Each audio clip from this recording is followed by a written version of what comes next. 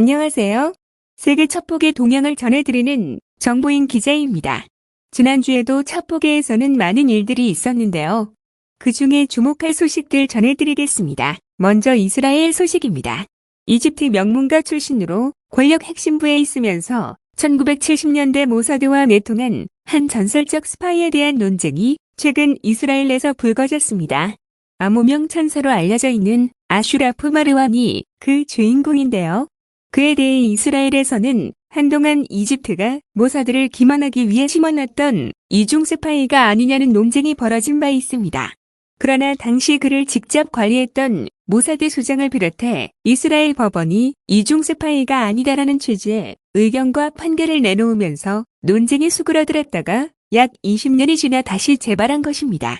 실제 지난 13일 이스라엘의 유력 매체인 예디오트 아흐로노트는 2명의 탐사 기자가 발굴 취재한 거짓말의 천사라는 장문의 기사를 통해 마르완이 이집트가 벌인 기만 작전의 선봉에 있었으며 모든 예상을 뛰어넘는 성공을 거두었다고 보도했습니다. 아슈라프 마르완은 1966년 이집트 나세르 대통령의 딸과 결혼하며 출세길에 올랐으나 1970년을 전후해 도란 모사드에 자발적으로 협력하기 시작했습니다. 그는 이어 집권한 사다트 대통령 재임 때는 정보 담당 보좌관으로 있으면서 이집트 권력 핵심부의 동향을 모사드에 넘겼습니다. 특히 1973년 10월 이집트가 이스라엘의 명절인 욤키푸르에 공격을 개시할 것이라는 1급 정보를 전달해 경종을 울렸는데요. 다만 이스라엘은 군수 내부의 안일한 대처로 기습을 허용하면서 심각한 위기를 맞은 바 있습니다. 마르완은 이후에도 사다트와 브레즈네프의 비밀 대화록 등을 모사드에 전하며 거물 스파이로서의 면모를 과시했습니다. 그러다 당시 이스라엘 군 정보기관인 아만의 수장으로 안일한 대처의 책임론에 따라 불명예 전역했던 엘리 제이라가 2000년대 들어 마르완의 신상을 공개하며 이중 스파이 의혹을 제기해 극심한 논쟁을 불러옵니다. 반면 당시 모사드 수장이었던 제비 자미르는 마르완은 이중 스파이가 아니다라고 옹호하며 제이라를 고발했고 2007년 이스라엘 법원은 자미르의 손을 들어주면서 논쟁은 일단락됐습니다. 그럼에도 마르완이 왜 조국 이집트를 배신하고 앙숙인 이스라엘을 도왔는지에 대해서는 여전히 의문으로 남아 있었습니다. 그러다 판결이 있고 며칠 뒤 마르완은 자신의 런던 자택 발코니에서 실족해 주검으로 발견됩니다.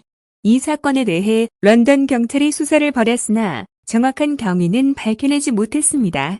한편 이번에 탐사 기사를 보도한 기자들은 마르완이 사소한 문제에 대해서는 정확한 정보를 제공했지만 전쟁의 시기와 의도에 대해서는 거짓말을 했다며 이집트의 전쟁 계획을 몇 주 전부터 알고도 은폐해 이집트가 기습 공격을 할 수 있게 했다고 강한 의혹을 거듭해 제기했습니다.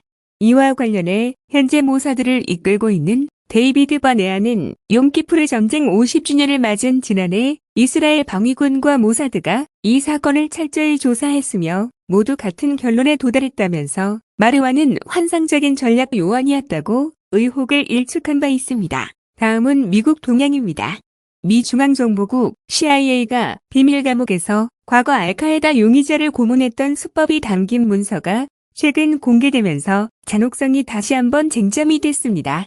공개된 문서는 2002년부터 관타나모 수용소에 수감 중인 라힘 알 나시르라는 수감자가 어떤 수법으로 고문을 당했는지가 기술된 9쪽짜리 공식 보고서입니다. 나시르의 변호인으로 활동한 제임스 코널 변호사가 정보 공개 청구를 통해 입수한 보고서에 따르면 CIA는 비밀 감옥에 나시르를 수감한 채 한동안 워터보딩이라는 물고문을 자행했는데 그는 이 과정에서 익사할 뻔했다고 합니다. 이에 CIA를 위해 일하던 심리학자들이 그의 체격을 감안해 다른 방법으로 고문할 것을 자문합니다. CIA 고문 기술자들은 이 자문에 따라 이번에는 나시르를 나체 혹은 기저귀만 채운 상태로 팔에 족쇄를 채워 머리 위로 올리게 한 뒤 세워놓고 60시간 동안 잠을 재우지 않았습니다. 전문가들은 이를 스트레스 자세라고 하는데 이는 신경, 관절, 근육 등의 부상을 입히고 직접적인 고통을 동반하면서도 정작 흉터는 남지 않아 고문 기술자들이 즐겨 쓰는 수법이라고 지적했습니다. 또 CIA 고문 기술자들은 전동 드릴을 작동시킨 채 몸 가까이에 들이대거나 머리에 자루를 씌운 상태로 권총을 가져다 대는 고문도 자행했습니다. 한편 이번에 코널 변호사가 공개한 문서의 고문 수법은 낯선 것이 아닌데 앞서 2014년 미국 상원정보위원회가 6,800쪽 분량의 문서를 500쪽으로 요약해 공개했던 CIA 테러 용의자 고문 실태 보고서 내용과 거의 일치합니다. 정보위가 보고서를 공개할 당시에도 CIA가 벌인 고문 수법이 워낙 잔혹하고 비열했기 때문에 심각한 논란이 됐었는데요. 더욱 CIA는 고문 수법을 개발하기 위해 1천억 원에 가까운 돈을 들여 2명의 심리학자를 고용했으며 이들에 의해 선진신문 프로그램이라는 이름의 고문 수법이 체계적이고 조직적으로 개발됐습니다. 이 수법에는 나시리가 받은 고문 외에도 용의자를 작은 상자에 가둬 공포심을 유발한 뒤 살해하겠다고 위협하거나 물고문을 기본으로 성적 수치심을 이용하는 성고문도 있었습니다. 나아가 용의자의 심리를 극단적으로 몰아넣는 러시안 룰렛도 동원됐으며 두건을 씌운 상태에서 무차별 폭력을 가한 사례도 있습니다. 이로 인해 상당수 용의자들은 극도의 공포감에 휩싸여 환각과 환청 등에 시달렸고 어떤 용의자는 고문 도중 체인으로 묶인 채 수용소 바닥에서 저체온증으로 사망하기도 했습니다. 정보위 공개 때도 가장 큰 쟁점이 됐던 것은 그렇다면 이런 고문이 성과를 거두었는가였는데 당시 정보위는 전혀 성과를 거두지 못했다고 총평했습니다. 성과는커녕 오히려 용의자들이 고문에 못 이겨 거짓 진술을 하는 바람에 수사의 혼선만 가중됐다고 지적하기도 했습니다. 실제 이번에 문서가 공개된 나시리의 경우도 이런 이유 등으로 미 군사법원에서 가혹행위에 의한 진술은 증거로 쓸 수 없다는 판결을 받은 것으로 전해졌습니다. CIA는 2009년까지 자행한 이 같은 이른바 선진신문 프로그램을 통해 9.11 테러 이래 최소 119명의 용의자들에게 831건의 자백을 받은 것으로 현재까지 파악되고 있습니다. 아울러 전문가들은 CIA가 아직 공개하지 않은 문서에는 이 프로그램에 협력한 소위 협력자들에 대한 내용이 담겨 있을 것으로 추정하는데 이와 관련해 영국 언론은 MI6가 이 사실을 모두 알고 있었다고 보도한 바 있습니다. 보고서가 공개되기 전인 2012년에 개봉된 캐슬린 비글로 감독의 영화 제로 다크서티에는 이런 CIA의 잔혹한 고문 수법이 그대로 묘사돼 있는데요.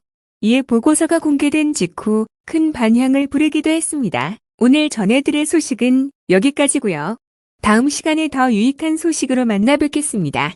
소식이 유익하셨다면 좋아요, 댓글, 구독 부탁드립니다. 그리고 흥미진진한 첩보의 세계가 궁금하시다면 국내 최고 첩보사 연구가인 박상민 기자가 집필한 세기의 스파이와 세기의 첩보전을 통해 확인하시기 바랍니다. 감사합니다.